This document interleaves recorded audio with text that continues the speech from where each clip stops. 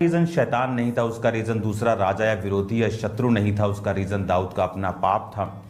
इसलिए उसको समझ थी कि जब शिमी उसको श्राप देने के लिए आया तो दाऊद जानता था कि ये श्राप ये नहीं दे रहा, ये श्राप परमेश्वर की ओर से है, ये बेइज्जती परमेश्वर की ओर से है, क्योंकि वचन कहता है कि पाप बेइज्जती को लेके आता है और पवित्रता महिमा को और इज्जत को लेके आती है।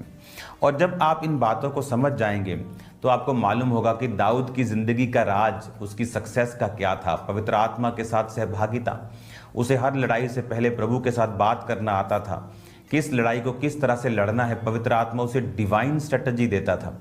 ये मत समझिए कि दाऊद के साथ जो लड़ने वाले राजा थे वो बड़े आम थे या छोटी मोटी लड़ाइयाँ हुई होंगी। मोस्टली जो दाऊद के साथ लड़ने वाले राजा थे वो उससे भी कहीं अधिक फिजिकली बहुत स्ट्रेंथ रखते थे। जिस तरह आज देशों की एजेंसीज होती हैं, इंटेलिजेंस एजेंसी, जो दूसरे